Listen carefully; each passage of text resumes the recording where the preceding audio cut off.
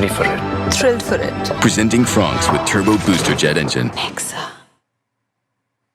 A race to the playoffs heats up, and there may not be enough room for both Punjab Kings and the Delhi Capitals. So one of them, who picks up points today, is in serious control, especially if the Punjab Kings do. Delhi Capitals need to find a way to just get back from this sloppy road that they found themselves on after becoming the first team to 10 points in this season. That's a long time ago. Dharamsala will play host, unfortunately, for the final time in this year's IPL, with match 61 confirmed to be moved to Ahmedabad between Punjab and Mumbai. Our focus will remain very much on the North Indian derby between the Punjab Kings and the Delhi Capitals. This is Nexa Presents ESPN Cricket for Timeout in the fine company of Abhinav Mukund, Matt Roller, and of course this is where the mountains are in Dharamsala. We've got our own mountain, Mount Moody is here as well. There's even a snow cap on top, eh? Just before we were coming on air, Mount Moody was remembering the times that he was in the mountains all those years ago as the Punjab Kings head coach. And you remember it fondly, especially a game against the Super Kings, Tom. Yes, I do. I'm so pleased you brought that up because I won't sleep tonight. Going through that game and going, yes, I do. But yeah, no, beautiful place to play cricket. Stunning, setting. And it's a great wicket too. So it's a surface that, can really be a good stage for, some good T20 cricket. As Abhinav Mukund saw when he was at Dharamsala on the last game, and we thought, wow, this is fun. We saw Prabh Simran smash it. We saw the ball swinging late in the evening. Shame, though, that we'll only get this one game now, and that too, perhaps a little later, given there's a bit of weather around in Dharamshala. But the news of the moving of the third game, I don't know if that favours any one team or the other, whether that makes Punjab Kings feel even more obligated to win this game, which is supposed to be a home game for them. You can't take these things that are out of your control into a reason for qualification. If anything, I were in the Punjab camp, I'd be thinking we were one of the few teams to beat GT at home. Yes. And it'll be a good thing for them. I know Punjab against MI, maybe on a red soil surface, might suit Mumbai Indians, but that's later. This is again a playoff contender. If you're losing today, then you might end up, DC might end up replacing you in those top 4 slots. So you're thinking today, you're thinking the eventual game that's happening today. Even the last game, they played a brilliant brand of aggressive cricket. Punjab look very good. The morale in the camp looks very, very good. Unlike the Punjab teams that we've seen in the past. And I'm definitely thinking this is the stage is set for them to actually put both feet into the playoff contention. He, of course, speaks of the Punjab's teams of the last, say, 6-7 years, Tom.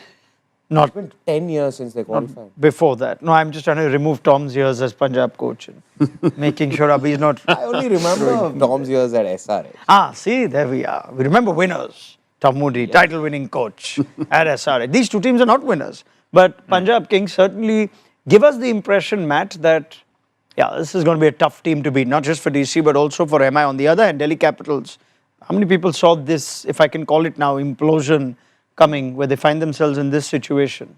Well, what I would say on that front is that I don't think that many people, when we were doing our predictions at sort of halfway through the league phase, actually had Delhi finishing top 4, even though they made a good start. So I think there were some signs of vulnerability there.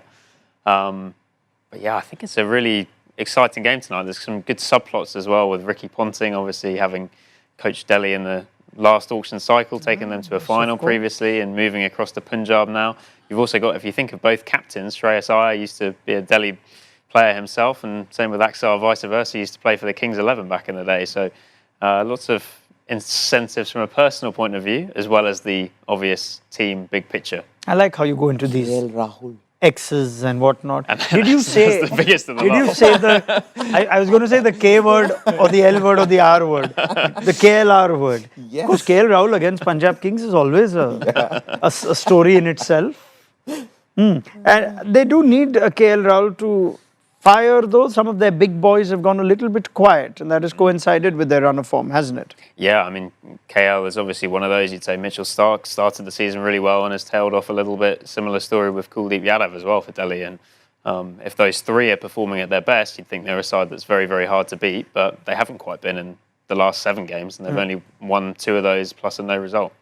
Just a point I'd like to make. This is an interesting game on another level as well, in that both these franchises historically have had a huge turnover of quality Indian talent and quality overseas players, where they've had them and then got rid of them. Where you look at the successful sides, they have kept their players and they've I suppose given faith to those players over a long period of time, and they have responded by rewarding the franchises with success. Punjab and Delhi are two teams that the traffic is very, very busy. I see. And are they at a point now where they're picking up on that and their lack of success? I wonder if Shreyas Iyer will be a 7-8 year Punjab player. If Akshar Patel, who was retained, will be for a long time, the identity of the Delhi Capitals. Well, they have to be, don't they? That's this common sense. You look at any sport around the world, and the successful teams do hold a backbone to their team, and they have obviously a purpose, but they also have a style that they play and they know and familiar with. So when you come into that side, walk into that dressing room, go to training, go to team meetings, and play games, you know exactly what you're doing.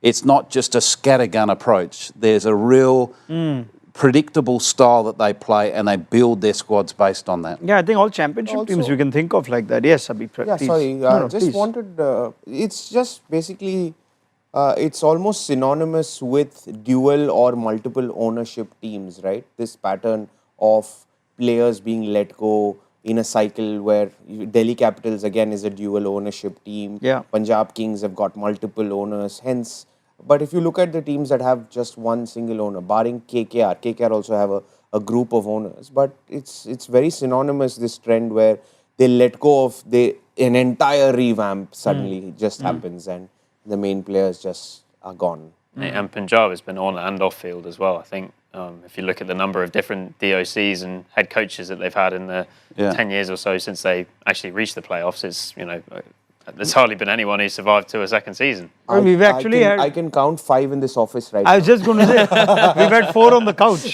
So, that is another story for another day. For the time being, if we focus our attention, you know what, just before I go to specific content and stats that we've got for us on this pre-show, just reminder, slight delayed toss, but we don't think there's going to be a lot of weather around, so we hope to get some cricket sooner rather than later. And Dharamsala will give you toss news as soon as we have it at the HPCA Stadium. When you spoke about an identity, I was quite curious that we can actually see Punjab and their identity this year, how they stack up, what their plan is, how they built this squad together. I'm now a little confused as to what is the Delhi Capitals style. Can anyone help? Interesting question. Because I saw strong bowlers in that team. Yeah. I saw perhaps the 2 best spin combinations in terms of Indian spinners working together with Akshar and Kuldeep, and you throw in a Vipraj Nigam who's been good. So there's a lot of good bowling. Yeah, I think they started with calmness, and once they hit some headwind, they found themselves falling into the trap of making change because they thought that was going to solve their problem. And good teams hold firm in those situations. They hold firm and back their strategy on how they want to play and how they feel they're going to win the IPL, instead of suddenly throwing out that idea that took months and months of planning, pre-auction, getting the right players to fit that style that you want to play, fit your home venue, to suddenly 2 losses, it's not working, we're going to change. And that then throws confusion in the dressing room and uncertainty around, well, what is my role? And we've seen that at the top order with DC. Their top order is starting, it's a bit of a musical chairs situation. Anything to add? It's very well put. That's possibly one of those things, when you look at legacy sides, they keep things very simple and you know who they're playing 11 or now in this case 12 is. If you look at teams that are in that bit of a rut at the moment, you've got DC, you've got LSG, and you've got KKR to an extent, and RR, the way they use their impact player. You've got a specialist batter in DC who's their impact player, who's got a player of the match.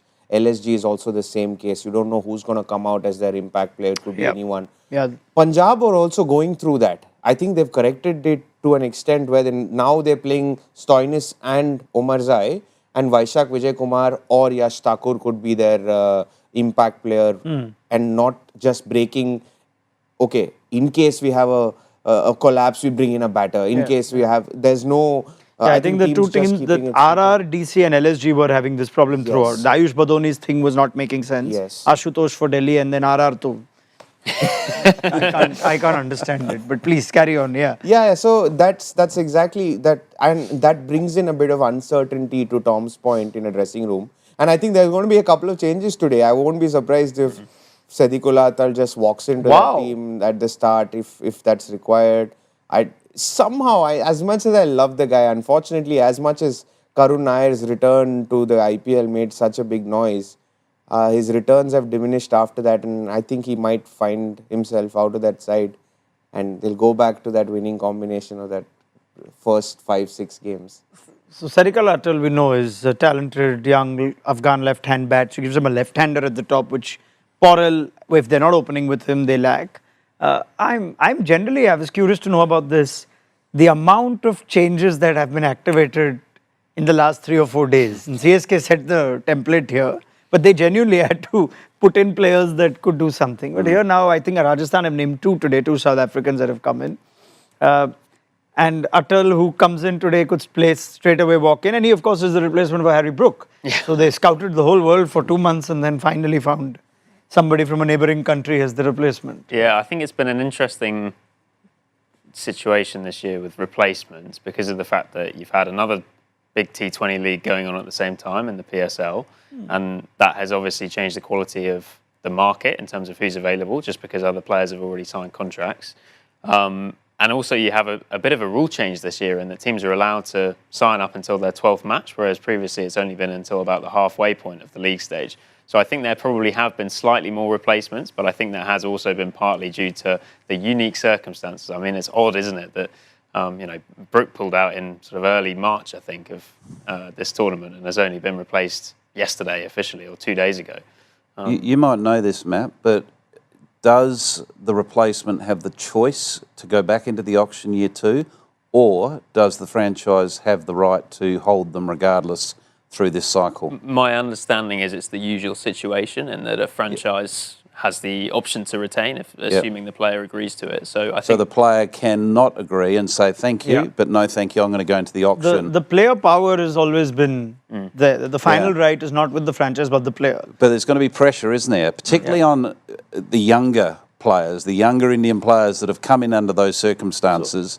Suddenly it's going to be very hard for them to say to a big franchise, thank you, but no thank you. Yeah, where I was very curious was with the new rules on overseas players and registering for the auction, and you can't enter the small auction anymore. So all the premier players, even if they are missing out on their names who weren't registered in the last auction, are not going to come in, which means guys like even Devil Brevis or a Sadiqullah Atal or Loandre Pretorius and Andre Berg who've been signed today, they stood to make a sizable amount in the small auction. So I'm just trying to think of what is the incentive here to accept a fairly moderate compensation. Could it also be that you can have 4 or 5 games or 3 games, make a real impact and go back into the auction? Because the one big cue on overseas players untested is, can they perform in the IPL? So is that one way that we'll see it? I'm actually still unsure about the replacement rule in itself, because if a player even at the end of the mega auction cycle, yes, you have a choice. That's where player power comes in. But if you're contracted for this period of time, it's 2 + 1, I think. You're contracted for 2 years, and then it comes the final year, you have the option whether to retain the player or not. But that being said, the auction happened in November 2024. Yeah. SA20 happened after that. And we all saw what Loandre Pretorius did, what Deval Brevis did. You and me saw him in the Under-19 World Cup as well. World Cup, yes. So he's obviously a player with massive upside, and he's being signed at 30 lakhs. Brevis was still a 2 Brevis plus crore, was, yeah. and why? He was at 75 lakhs. CSK could have paid him 75. But Gurjapneet was 2.2, and you're allowed to pay as much as the replacement player. Correct. Or if you, even at times more, if the purse allows for it with your squad. No, I think it's only up till how much ever you can... as the replacement player. Player's value. I also think the point with both Pretorius and Berger is that the franchise world has changed so much in the last 3-4 years, because a lot of IPL teams, I think 8 out of the 10 teams now own a team somewhere else in the world, which means that you've got to a position where Both of those guys are playing for Royals teams somewhere else. They have that association with Sure. the franchise. It makes sense, I think, for them to accept that retention. Okay, let's try and simplify it. Nandre Berger, of course, was picked up today for 3.5 crore for Sandeep Sharma, who was 4 crore, and that's how all this is working. Nitish Rana was a 4.2 crore player. Pretorius could have nicked a little more out of that. Yeah, and that's why this But anyway. Needs to have a word to relationship, his agent. Yeah, we have a strong word with his agent. that's Anyway. why this relationship helps, no? All right. playing Now, everywhere. now, just to try and focus again, we're just having some fun here because Yeah. there's no cricket happening in Dharamsala. But to bring it back to attention, I think the bigger question here is, can you draft in a player so late in the season with such stakes now? Mitchell Owen has come in for Glenn Maxwell. I don't know if he's available for selection He's coming once his other commitments are sorted. once the PSL stuff is sorted. But Sadiq Al-Atal, if he's in, what can you, will DC be tempted to go that route, or do they not need to look so deep to figure their problems out? You said, I think, in our preview, Tom, throw the big boys up. Faf, 100%. KL Rahul, let them play on the big stage. Well, at the pointy end of the tournament, at a critical juncture, which both these teams are at, particularly DC are at, I'd be backing experience all the way. We had a conversation about Jake Fraser McGurk. He's yet to have that experience. Yes, there's massive upside with him, but he's fallen, his form has fallen quite dramatically over the past 12 months. So I think that'd be a higher risk option. I'd feel a lot safer in the dugout if Faf du Plessis was walking out to bat with KL Rahul, for instance, or Paral Yeah. to face the first few overs in the power play. To just make this conversation go deeper, in fact, we have some contrasting power play numbers to talk about over here, and I think Matt's done all the digging with the numbers, so why don't you lead this up and we'll get Abhi and Tom to weigh in too. Yeah, I think one of the key things that has been part of determining Punjab's success this year has been that they've been making great starts with the bat and making good starts with the ball as well.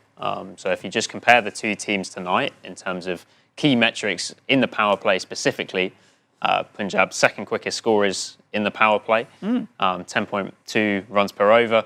Also the second tightest and third best wicket takers on those particular metrics. Delhi, you can see, very poor on the batting front, second worst team. I think only Chennai scoring slower and losing wickets more regularly. So that batting average being 7th is not a concern, you're saying, for Punjab. They actually have... I don't think so, given the depth that they have Right.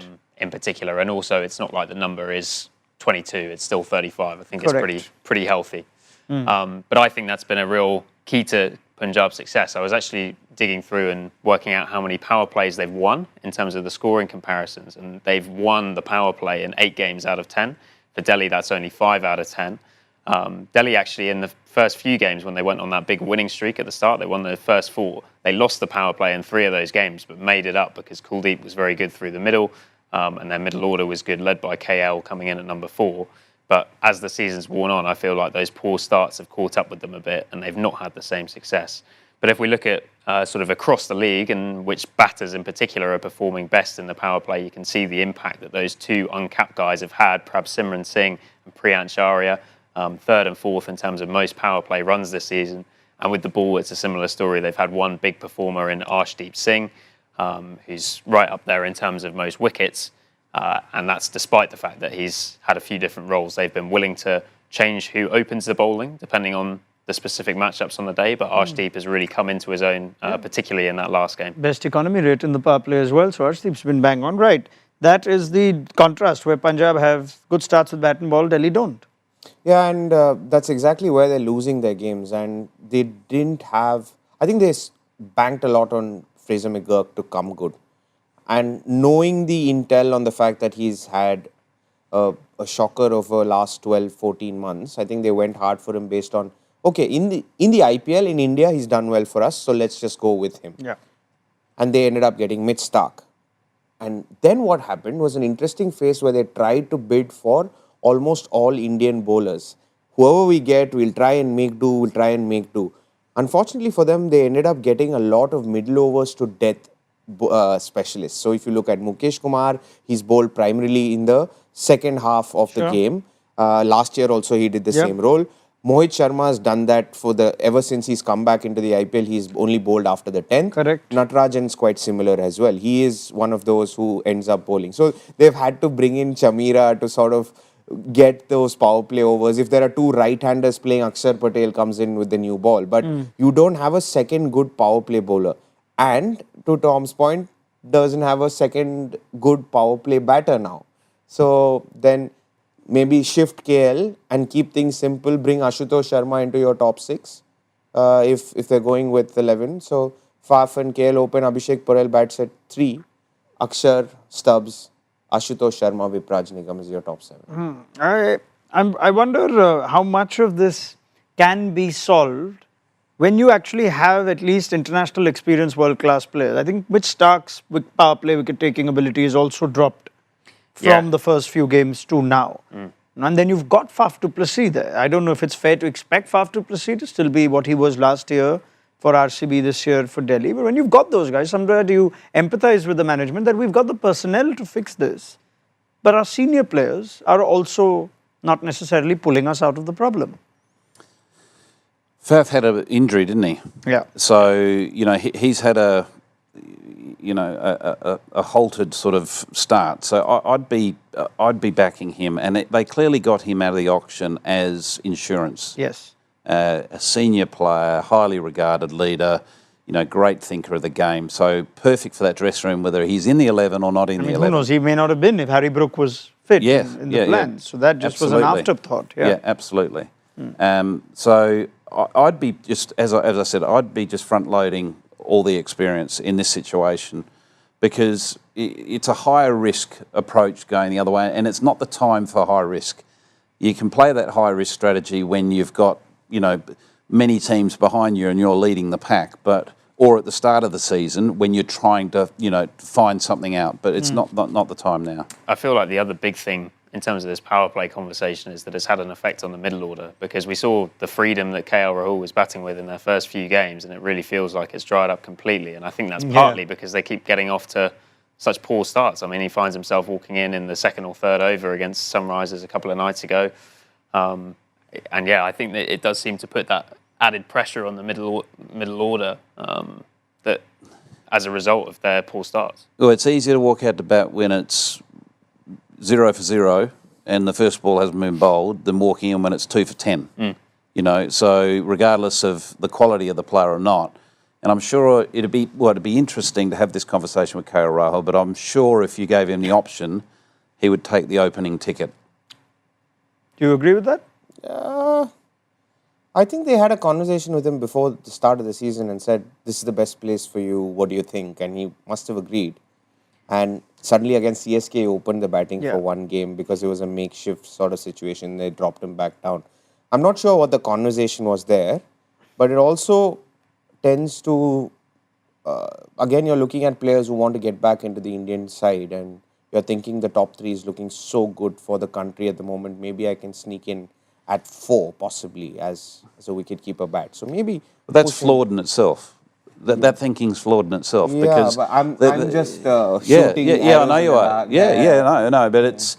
To me, the question is, do you think he would prefer to open, regardless of all the other... There's no doubting. Yeah. And actually, I think, reading from what he's said earlier in the season, I remember he mentioned specifically that one of their players had pulled out, i.e. Harry Brook, and that was at the point at which he was told he was probably going to bat in the middle order. So I think if Brook had been available this season, Brook would have batted 4 or 5, and you'd have had KL Rahul opening.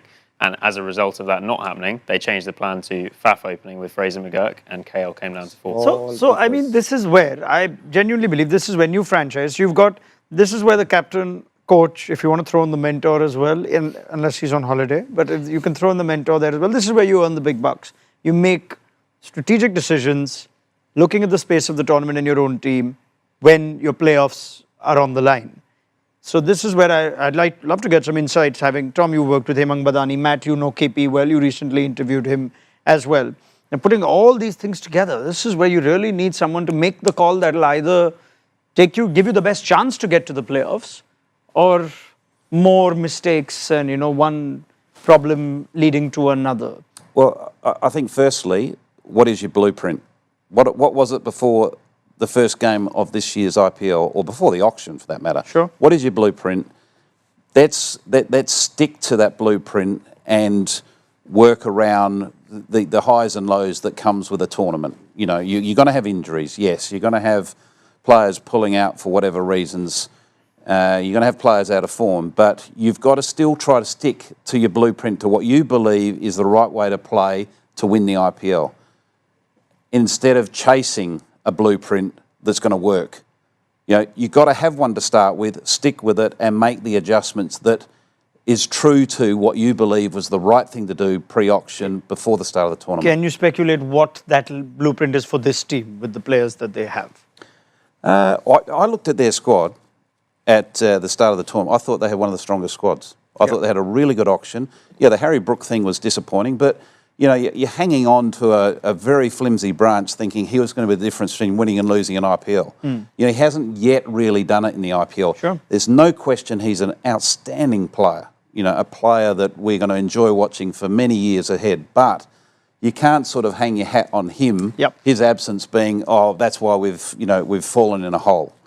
Because they've got enough resources there. You know, their middle, you know, KL Rahul thinking that he's got to bat in the middle because they need to shore up the middle. Christian Stubbs now is one of the best middle order players, finishers, you know, that's playing. And his stocks are going like that. Axar, again, is another player, a left-hander as well, that is batting superbly well in the middle. So where I'm coming from with that is, you can respond to this. If I had two players, at least at the best of their form, the one thing you'd want to do is almost separate them. So they're not both dealing with the same situation. So you give Stubbs the responsibility of the middle, a couple of young players around him, KL at the top, and that's how you separate. Here it looks like the minute they lose 2 or 3 wickets, and because they've got KL and Stubbs, but neither of them then are actually free to impact the game. Both of them are rebuilding. That's why I think we've seen innings of KL run a ball. Stubbs also is suddenly running out of partners, so he's playing a completely different game, even though he's actually in pretty decent form. And that's why I also really, really don't like this use of the impact sub, where you sub in Ashutosh Sharma as a number 6 or 7, because it means that KL walks in at number 4 thinking, well, if everything goes really well, maybe we don't have to activate the impact sub, maybe we can bring in an extra bowler later, therefore I can't probably go as hard as I would like to, because I don't know whether they want to use this guy or not. So I really don't like it. I think he's got to go straight into the team, Ashutosh, today. The other thing is, of course, what Abhi said in the preview. Now, there are a lot of things that aren't working here. So just, Fraser McGurk, come back now.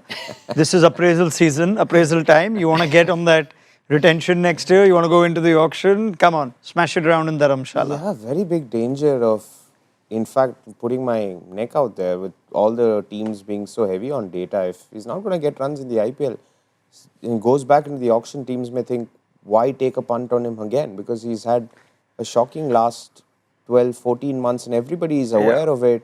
His chance here was in the IPL. I know he's a young player with a lot of upside. Yes. But it's the kind of game that's possibly too risky for teams to take a punt on. There are, of course, players that you're not quite sure at 9 crore, but players that you think are awesome at 1 crore or 2 crore. You don't mind that. So there's always that. But that's for later.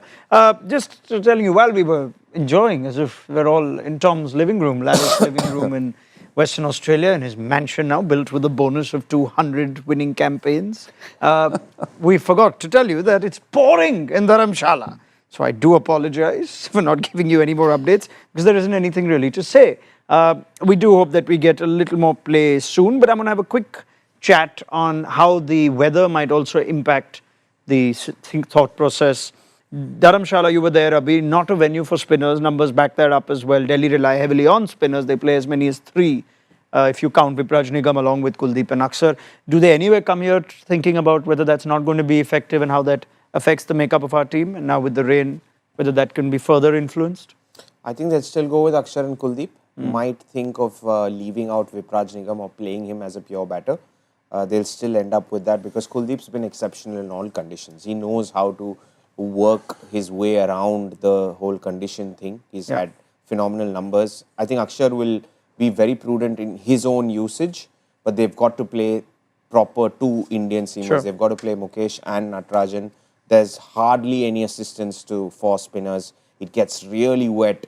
The ground's decent sized, but a chip in the air goes for 6. So, because the ball just flies and there's no turn whatsoever, even though the surface is a bit abrasive, a little more abrasive than what we've seen in Dharamsala in recent years. Does a reduced game also perhaps make Ricky Ponting and Punjab Kings think a little bit about the balance of their own team, where they're actually quite confident that between Omarzai, Marcus Stoinis, and we'll get the fifth bowler workload done? If you have a smaller game, if we do get into that territory, do you tend to think, all right, you know what, don't need such depth in batting, let's consider maybe a Xavier Bartlett, let's consider a specialist bowler? Are you entertaining any of those discussions at this point? Yeah, I don't think so. No? I think when you're running hot, which Punjab are, you try to keep things the same by sort of making cute changes unless there's a real standout.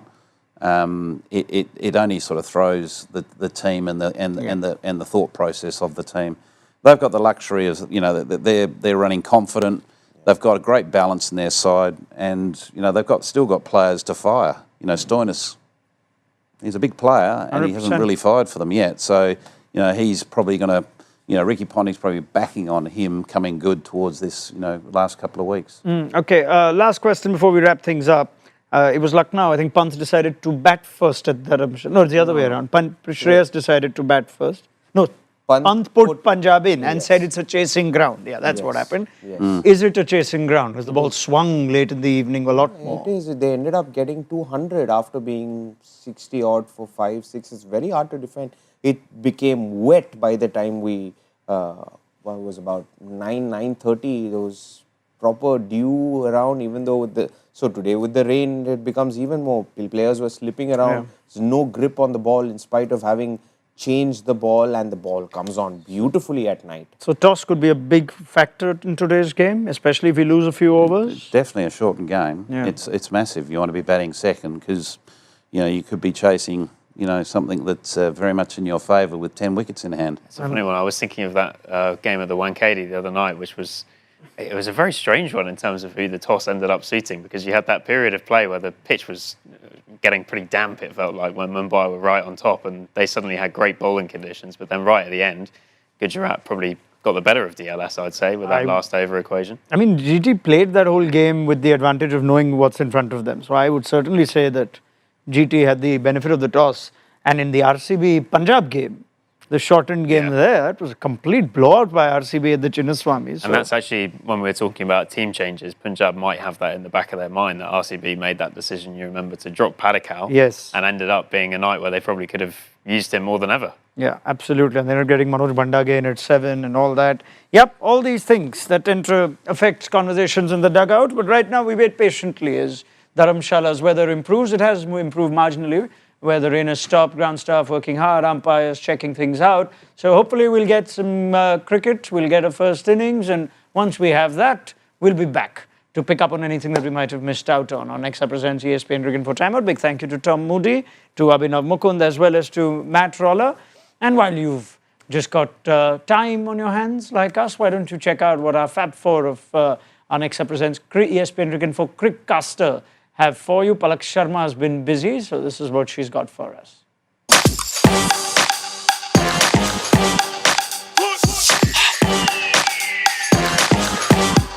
Ready for it. Thrilled for it. Presenting Franks with Turbo Booster Jet Engine.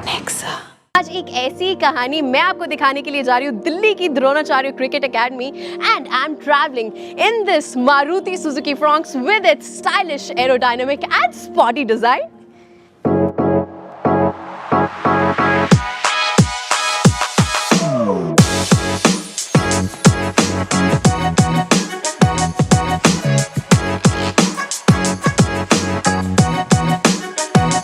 बनने का सपना शुरू होता है छोटी सी उम्मीद से, और आज उन्हीं छोटी सी उम्मीदों के साथ प्रैक्टिस कर रहे इन छोटे वॉरियर्स के बीच में आ चुकी हूँ. तो भाई आईपीएल इस बार कौन कौन फॉलो कर रहा है?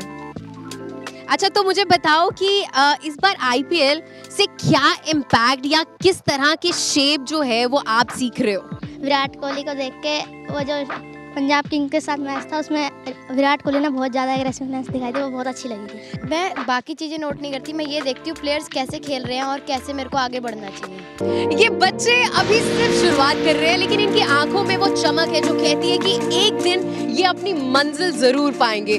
मेहनत जारी है, हौसला बुलंद है, लेकिन कहानी अभी लिखी जा रही है.